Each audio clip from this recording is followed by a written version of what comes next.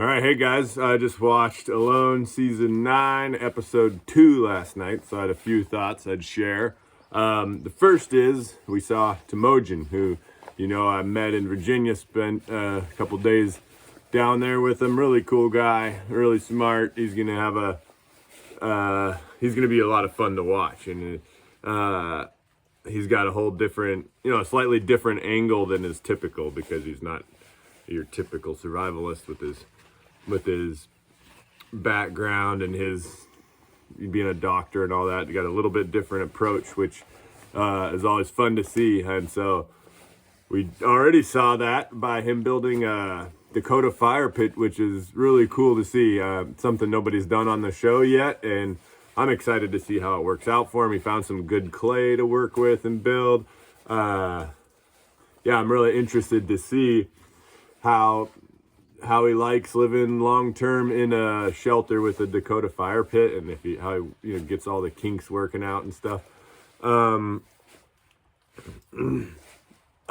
didn't see a lot of Timojin because honestly, I think he was only on a couple minutes this episode, but that's probably a good sign. It probably means we're going to see more of him later, which I'm looking forward to. And he, again, already doing something unique, and that's always fun to see. Then we get to Terry, who I really like, and I hope to see him also do really well.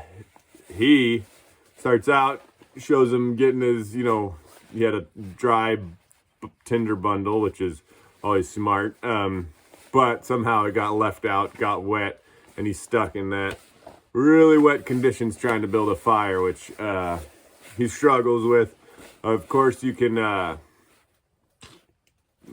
course, they're always going to show the stuff that is hard like that. So I don't know how much it occupied him and how much of a struggle it was, but looks like the next time they show him, he gets a fire going. Just had to wait for a little less terrible conditions. You can put some of your wet tinder sometimes in your shirt next to your body, and it'll help dry it out over time. Fortunately, up there, in some situations you have to get a fire so you can boil water.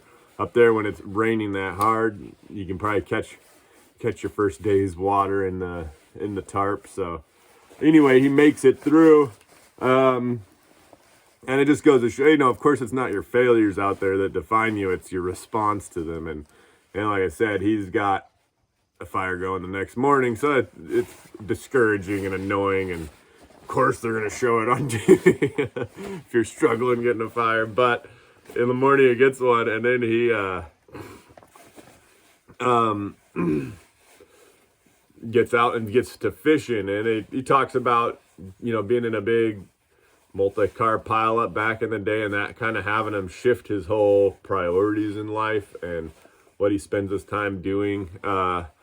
That's awesome. He's a lot of people come on the show and figure those things out. He's figured that out already, which is cool. He's already directed in his life in a manner that is in line with his priorities, and so no matter how he does on this show, he already has that figured out. That's actually a big advantage when you're on the show, because then you're there, you can focus on trying to do your best, trying to win, but some of those more existential issues you perhaps have already worked through. And so but then he does a good job fishing. I like watching him fish. He gets a nice big fish on and calmly works it into shore. He doesn't lose it, which is great. Anyway, it was fun to watch him catch a really nice trout. So he was good and calm. It made me think about, and it is with all the people fishing, it's hilarious. Even when I went on the show, I was like, of course, the first thing you do is you build a net, a dip net, so you can get your fish out without pulling it onto the shore. Actually, one of the bigger trout I ever caught was in Siberia. It was a Lenok, a nice big one. And I wasn't expecting to. I was actually just showing a guy how to cast, and landed this huge fish, pull it up on the shore. And of course it flopped off back into the water. Lesson learned, you would think. And so when I went on Alone, and anytime you think you might catch large fish from the shore, I thought, you know what, just build a net first. I knew that going on alone. And of course, you get your fishing rod built, and you're like, oh, let me try it out. And then, of course, you saw I lost a fish. Everybody seems to lose a fish before they build a gill net. It's no big deal, but it is kind of funny because it's a lesson everybody knows. But still, when you get your rod built, you're just going to try casting it. And if you get something, there you are without your net again. That said, he pulls it in without it and doesn't need it yet. And then we get to Tom, which he's a unique guy too, with like a creative strategy. Obviously very observant, and we all loved watching his hair dye move. That's super smart, and you probably won't see anybody with normal colored hair on the show again. So he's made his mark. But he's doing really well, catching fish. So I think he's really talented. It's gonna be a lot of pressure on him to provide food because he's not big, and it doesn't look like he put on a ton of weight, which is fine, but it does add that much more pressure to getting food. If you put on 35 pounds, you got 30 free days basically that if you don't have, you have to produce every day 3,000 calories. And they kind of went, at some point they mentioned the breakdown on the fish. I think he said it was 3 ounces of fish whatever it was. It was basically, if you'd eat 2 pounds of fish in a day, you'd have about 3,000 calories. So if you have 30 pounds less of fat than somebody else, you have to catch 60 pounds more fish than them just to get where they are. So it's a big deal. And of course, individual metabolisms vary, and there's a lot of variables there. But I hope Tom stays a long time because he's fun to watch. And I just have this, it's the same concern I had for myself, honestly. It's like, he's thin, like pressure's on.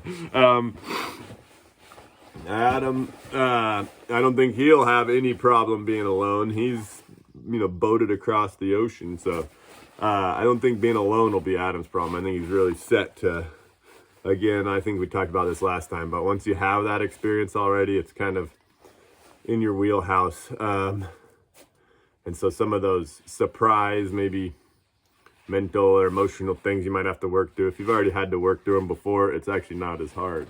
Just literally not as hard. So he's been through it all. I don't think mentally he's going to have a breakdown. He's going to be same thing. Gonna have to provide food.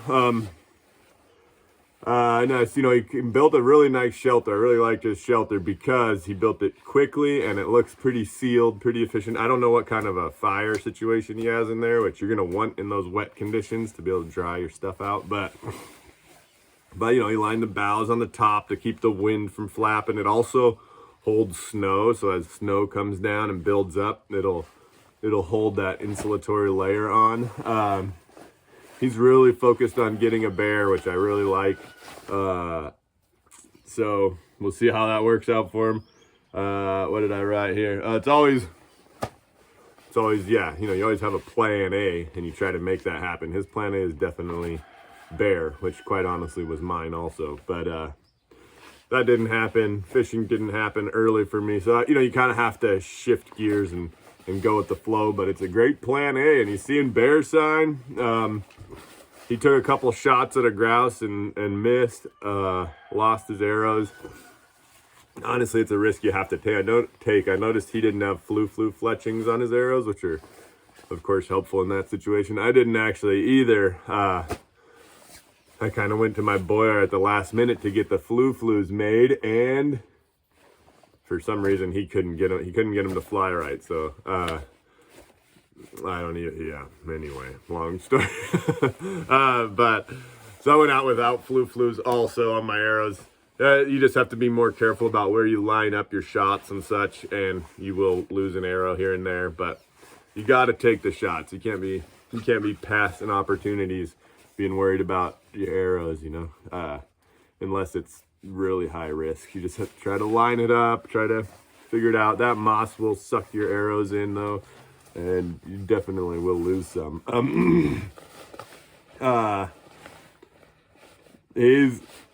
He's got a nice big fishing pole he's made. It's like a little thicker than you'd think, but he seems to be catching fish.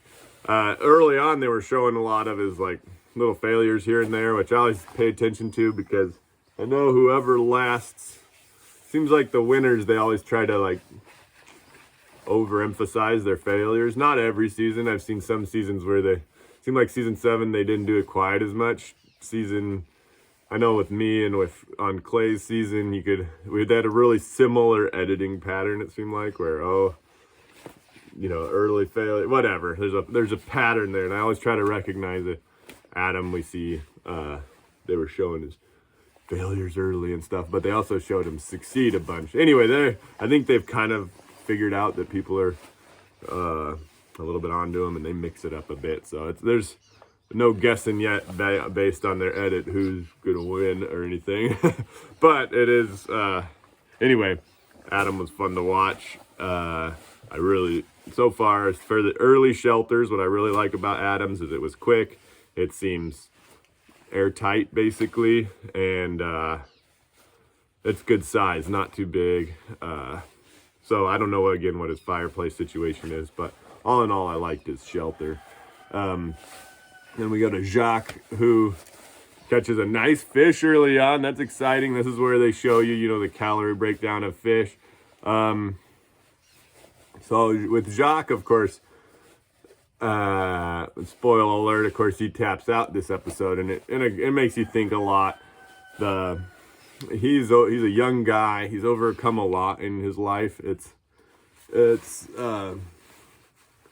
really difficult to come out of an alcoholic home with have a lot of that background trauma that, honestly, when you're in your early 20s, you just haven't had time to work through it all. That takes a lot of time. And one thing about going out on a loan is you will be forced to confront all those things you've been, as he said, running away from. So that's the good thing. It forces you to confront them. You can't distract yourself and keep them in the background. So it's good that he is out there. He's like facing his issues, figuring out his perspective. Of course, it's not ideal. Like I was talking about earlier with Adam and being alone, I don't think it'll be a problem for him. It's with Jacques, it obviously is, but he's young enough that he hasn't had the opportunities to spend tons of time in the woods alone and realize where that takes you mentally. And so not having that perspective is a disadvantage out there in a couple ways.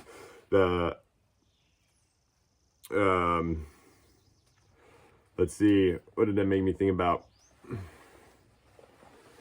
I know when he tapped out, he said, he said he didn't want to be alone forever. And honestly, nobody does. Like I felt that very acutely out there. It's like, man, if I was the last person on earth, I would just not even bother. That said, in the moment, because it's going to end in a period of time, it's not that much time, and you keep that perspective, it's really helpful.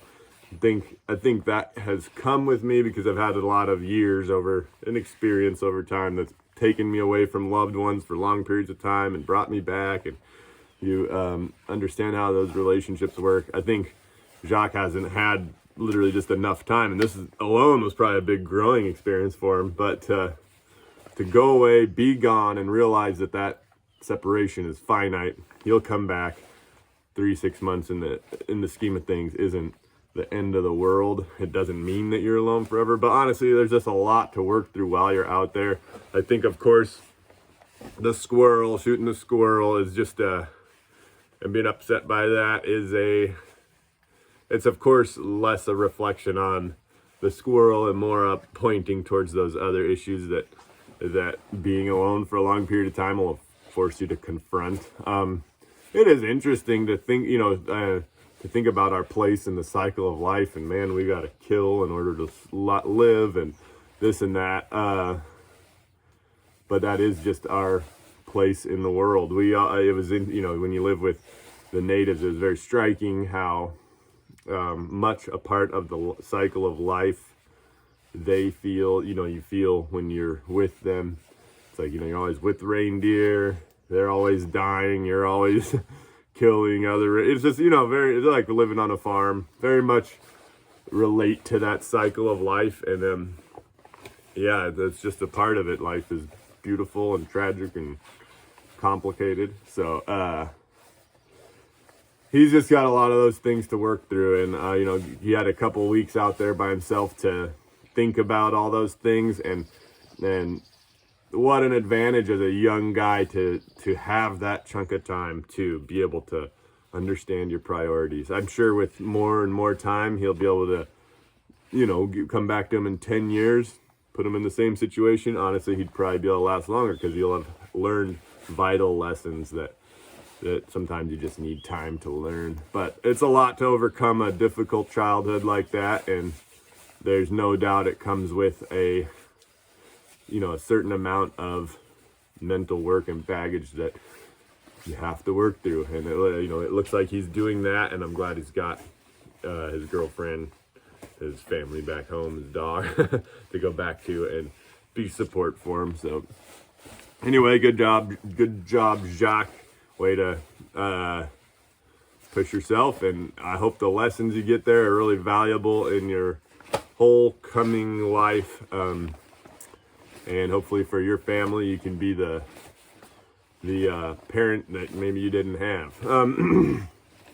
So valuable lessons and another good episode. Of course, I like the people they have this year. I'm looking forward to watching them go through, and I like the relative success people are having early on. It keeps you guessing who's going to win. I really don't know, but I'm excited to see more of everyone and try to figure out how everyone's doing.